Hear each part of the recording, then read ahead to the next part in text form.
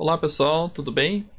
Eu preparei essa breve videoaula apenas para explicar um pouquinho a inclusão de textos de filosofia da ciência dentro da disciplina de Economia, Tecnologia e Desenvolvimento, né, para auxiliar a gente a entender algumas coisas que são tratadas na disciplina, né, e que vão aparecer de maneira mais acentuada a partir da próxima aula.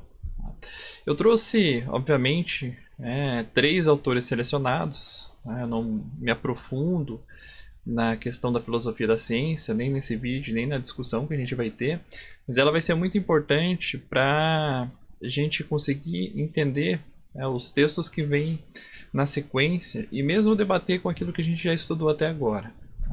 Então eu trouxe aqui, nessa sequência de leitura, não necessariamente é a mesma sequência cronológica das datas de publicação das obras que eu selecionei para a gente discutir sobre a forma de seminário. Na verdade, o mais antigo trabalho é do Popper, e depois a gente tem o trabalho do Kuhn e do Lakatos. Mas eu fiz a proposição de a gente começar pelo texto do Thomas Kuhn, depois discutir o Popper, e aí deixar por fim o texto do Lakatos, que acaba fazendo um diálogo, né, com ambos os autores. Eu considerei que assim seria mais adequado para a gente dar um encadeamento lógico, né, em termos das discussões que são apresentadas por esses três autores.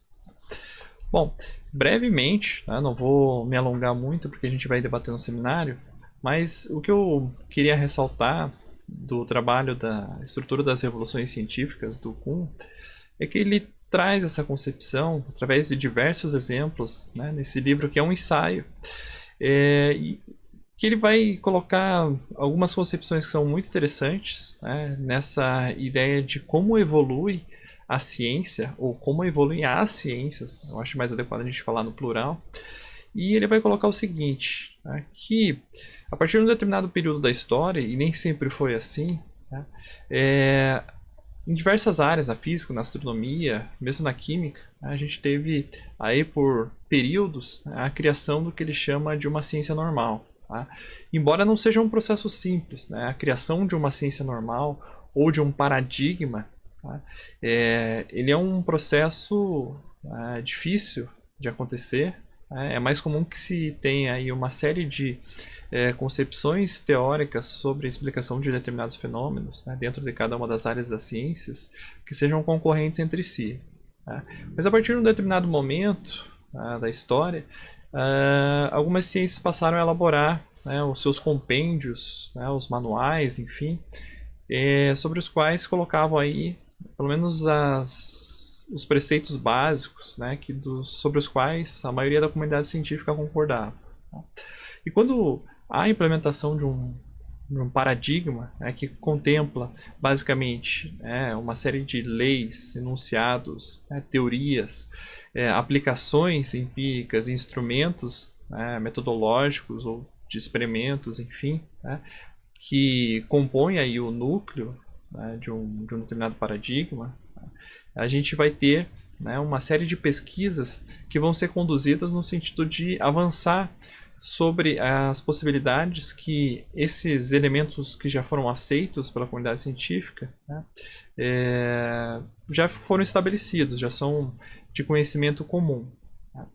Ele vai colocar que esse progresso da ciência, que ele chama de um progresso da ciência normal, ele vai acontecer até que a gente tenha situações em que haja aí, né, um número crescente de pessoas dentro da comunidade científica que se mostrem satisfeitas, né, com as possibilidades de explicação dos fenômenos, sejam eles fenômenos naturais ou fenômenos sociais, né, com a teoria que está posta.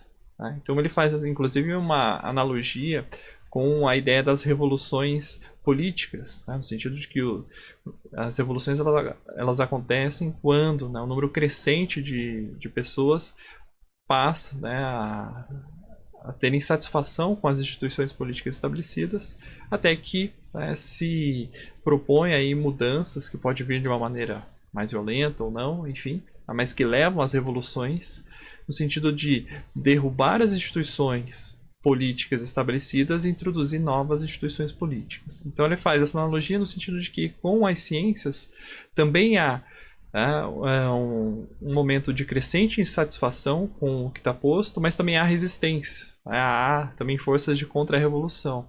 E que o novo paradigma, né, ele vai se estabelecer quando, né, essa revolução ganha força e, em uma série de condições, elas se mostram aí capazes de explicar mais fenômenos, né, ou de colocar novas ideias que abrem, né, uma nova concepção de mundo para os pesquisadores, né. E, claro, esse é um processo mais radical, ele vai colocar, né, e diferente do que se possa imaginar, essas transições de paradigmas, elas tendem a ser mais bruscas do que gradativas. Então essa é uma concepção também que ele faz a partir de uma leitura da história das ciências, principalmente na química e na física, apontando os momentos em que há uma transição de paradigma. O segundo trabalho que eu coloquei para a gente discutir, basicamente trazem duas ideias, né? Uma discussão um pouco mais ampla, mas eu quero ressaltar nesse vídeo apenas essas duas ideias, que é a proposição de critérios por parte do Popper, né? E aí é uma proposição, não significa dizer que ele considera que a história das ciências evolui assim, tá? Mas é uma forma de a gente também trazer possíveis explicações de como é que se dá a transição de paradigma, tá? E ele vai colocar o seguinte, tá? Que uma forma de estabelecer um critério, né, de validade entre o que é científico e o que não é científico, por exemplo, a metafísica, tá? É a gente adotar um método dedutivo de prova, né? Ou seja, colocar todo um sistema de enunciados ou um sistema teórico sempre à prova, tá? E aí, claro, principalmente pautado pela lógica. Então aqui a lógica que ele propõe também não é a lógica indutiva, né? Ou seja, trazer enunciados universais a partir de observações empíricas. Ao contrário, tá? Ele estabelece que a gente deve partir de uma série de enunciados básicos, tá? Que são dedutivos ou lógico-dedutivos e que, num segundo momento, tá? Eles devem ser submetidos aí à prova empírica, tá? E outra coisa que ele vai colocar é o seguinte: bom, para considerar ou para demarcar, né, o que é científico do que não é, ou do que é a ciência empírica, principalmente, né, da ciência natural, matemática, da lógica, propriamente dito, deve-se aplicar, né, o critério da falseabilidade. Né? O que significa dizer isso? Que os enunciados particulares e o sistema teórico como um todo, né, ele deve fazer proposições que permitam o falseamento, né? Ou seja, que aquelas afirmações que são feitas possam se mostrar falsas, tá? E esse falseamento ele é feito em duas instâncias, né? Primeiro, do ponto de vista lógico, tá? Ou seja, as frases elas não podem deixar em aberto, né, que qualquer resultado possa ser obtido. Por exemplo, ele coloca lá, amanhã vai chover ou não, tá? Então, quer dizer, não há como você falsear uma afirmação porque todos os resultados possíveis são colocados nessa afirmação. Então esse tipo de enunciado ele não é de natureza científica, tá? Porque não há margem para falseamento, tá? E a ciência ela busca também trazer, né, predições, né, com algum grau de precisão, tá? Então esse tipo de afirmação não seria falseável do ponto de vista lógico, tá? Mas também, né, em uma segunda instância, a falseabilidade diz respeito à capacidade de a gente observar empiricamente, né, seja através da própria observação dos eventos ou pela reprodução de experimentos laboratoriais que permitam a verificação, né, da capacidade explicativa ou da veracidade ou da falseabilidade, né, das afirmações que são feitas aí num sistema teórico. Então essas duas ideias são importantes, né, se a gente acoplar aí a ideia do Kuhn, no sentido de que se eu tenho, né, ideias ou sistemas teóricos diferentes, né, na proposição do Popper, o que vai prevalecer, o sistema teórico que vai ser melhor, é aquele que possui, né, maior resistência aos testes de falseabilidade, ou seja, não simplesmente o fato de aceitar a ideia da navalha de Ockham, né, que a teoria mais simples é a melhor, mas que a teoria que resiste a maior testes de lógica, né, que se sustenta do ponto de vista da lógica e da verificação empírica, vai ser aquela considerada melhor, né, de acordo com esse critério de falsibilidade que ele coloca. Então, isso também traz alguns elementos para a discussão em relação a como há uma transição de paradigma, né, dentro das ciências através, né, desse critério. Claro que ele faz isso com uma proposição e não com uma interpretação histórica, né, diferente do que o Kuhn faz em seu trabalho. E o último autor que eu trouxe para a gente conversar é o Henri Lakatos, que ele traz a ideia, né, tem uma discussão que eu não vou abordar aqui no vídeo, né, que ele faz com os outros autores, né, que eu mencionei anteriormente, mas principalmente essa ideia de programas de pesquisa. Então, um programa de pesquisa, basicamente, ele vai ser formado aí por um núcleo duro, tá, que ele vai chamar de heurística negativa, tá, que são aquelas proposições, aqueles enunciados, tá, que eles ou são tidos como pressupostos, tá, ou mesmo que eles partam aí de algum tipo de verificação lógica empírica, uma vez aceito, eles não são mais questionados, né, eles se tornam base para todo o desenvolvimento posterior de um sistema teórico. Tá? E em volta desse sistema teórico é criado aí um chamado cinturão de proteção, né, que são justamente os trabalhos aplicados, né, teorias derivadas, enunciados complementares, que fazem, né, que vão ser elaborados, que fazem avançar o programa de pesquisa, mas partindo sempre de um núcleo comum. Tá? E o que ele vai colocar é o seguinte, né, na proposição do Lakatos, né, a transição de um paradigma para outro, né, não se dá pelo critério da falsibilidade necessariamente. Né? Acontece, né, mediante a concorrência de programas de pesquisa que tem esse núcleo duro, né, e consequentemente, se um deles se torna, né, o mais aceito pela comunidade acadêmica, vai se desenvolver a partir de então uma série de pesquisas, né, que vão seguir dentro daquele curso de ciência normal do Kuhn, né, criando aí o chamado cinturão de proteção. Então, uma concepção interessante que eu queria chamar a atenção do Lakatos é que ele vai dizer o seguinte: a tendência, né, de sobreposição de um programa de pesquisa por outro vai se dar não pela questão da falsibilidade necessariamente, mas pela capacidade que um programa tem de proporcionar explicações para os fatos que o programa anterior já explicava, tá? Isso aparece também no Kuhn, mas também da capacidade de ele explicar mais fenômenos que o anterior não era capaz. Tá? Então, o avanço na percepção do Lakatos, né, nessa substituição de programas de pesquisa, se dá quando, né, um determinado programa de pesquisa se mostra com um potencial maior para explicar uma diversidade de fenômenos da ciência que o anterior era incapaz. Então essa ideia básica, né, vai ser apresentada aí no texto do Lakatos.